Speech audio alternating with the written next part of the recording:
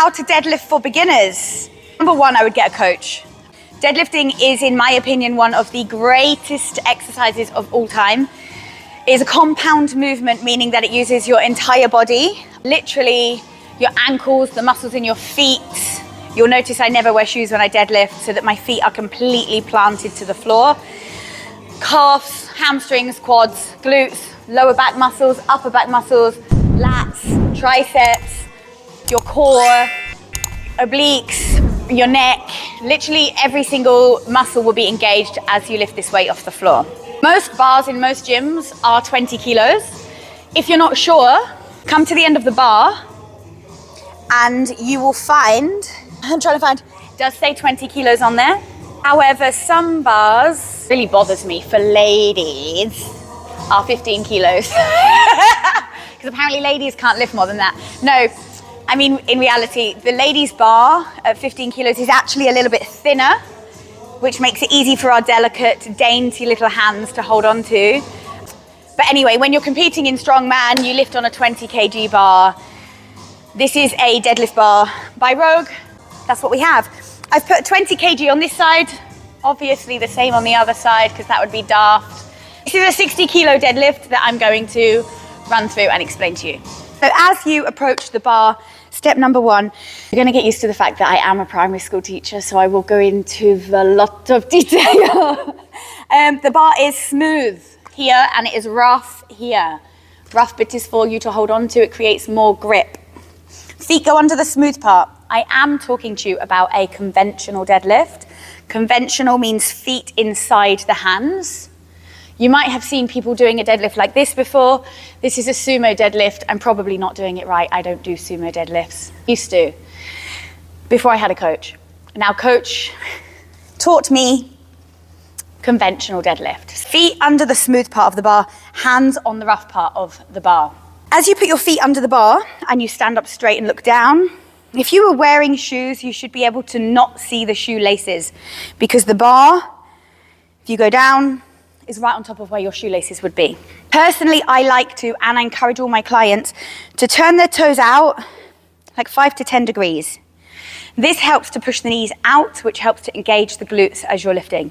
You can sometimes find that when your feet are perfectly parallel, which works for some people, doesn't work for other people, that sometimes your knees can fall in, which means your glutes are not quite fully engaged. Do like a 5-degree turnout in the deadlift. Step number two, you approach the bar, feet underneath, 5 degrees out, bend down, hold the bar.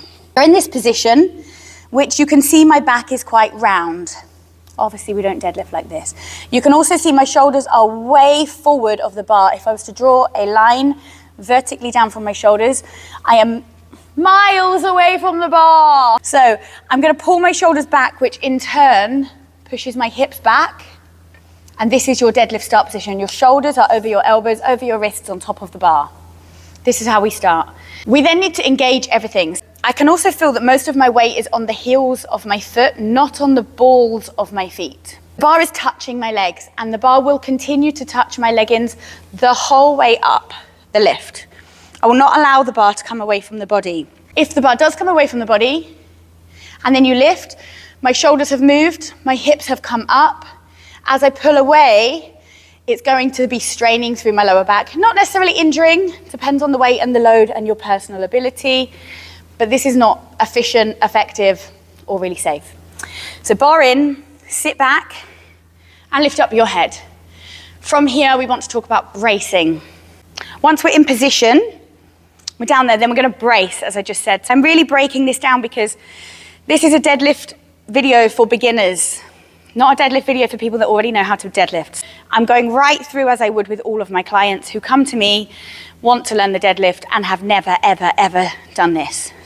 Lots of coaches talk about bracing. And I actually hear it all the time.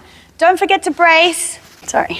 Woo-hoo. The reason I've taken my top off is so you can see my stomach. Coaches say, take the bar, brace, and lift. But if you don't know how to brace, what does that actually mean? Without showing you too much. When you're bracing, you're actually pushing your belly out. You take a huge big breath in, take the air down to your stomach, and then push your stomach out When I'm teaching the kids on a Saturday morning class, I always talk about, it's a bit like you're trying to do a poo. It's the easiest way to get people to push through their stomach. By doing this, you are contracting every muscle in your core. So your core includes lower back, stomach, obliques, obviously the main abs that people think about, and much, much more in between. Your intercostals between your ribs, etc. I like to use an analogy with my clients of a can of Coke. If you think, it's not a can of Coke, it's a can of C4, but same. If this can was still sealed at the top, and it had all the air bubbles inside it and all the pressure in the can, I would not be able to do this because it has all the air inside creating pressure. I am now a can from here to here, and this is sealed. I'm gonna put all the air bubbles inside and seal the can, and then it creates pressure inside you. The minute you let the air out by opening the can, insert sound effect. The minute you open the can and the air comes out, I can squash it. And this is like your body. You open your mouth and let the air, well, you can open your mouth without breathing, but if you let the air come out, you just go all loose and soft. That's what she said.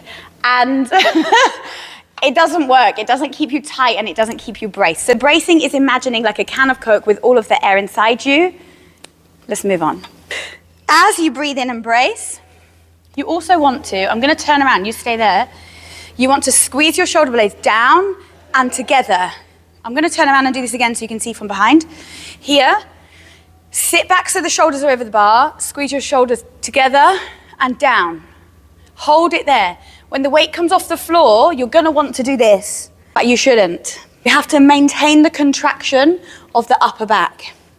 Here, sit back, down, together, breathe in and brace. This is what holds you tight in your back. One more. Hands down to the bar, toes 5 degrees out. Sit down, shoulders over the bar. You're gonna pull your shoulders down, together, breathe in and brace. As you push your feet through the floor, this is mostly quads. And as the bar comes over your knees, squeeze your glutes together. And this is now a glutes and hamstrings to bring your hips forwards. Let's see what that looks like. So approach the bar, feet underneath, toes 5 degrees out, hands on the grippy bits. Sit back, make sure my shoulders are over the bar. There should be no slack in my arms, in my elbows. I shouldn't be here, loose and floppy. I should be up, tight. From here, I'm gonna breathe in and put the air inside my belly. And push out like I'm trying to do a poo. From here, I'm then gonna push my feet through the floor as I'm lifting the bar up. It's a push and a pull at the same time. So let's see.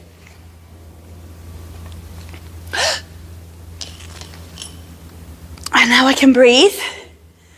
Some people like to just relax. I'll go again. Whereas other people like to re-brace and control the lift down. I'll do 3 more for you.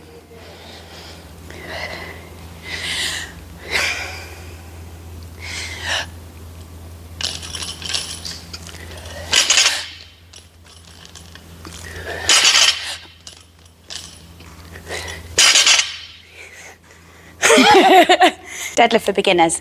Any questions or comments? Leave them below. Let me know your thoughts.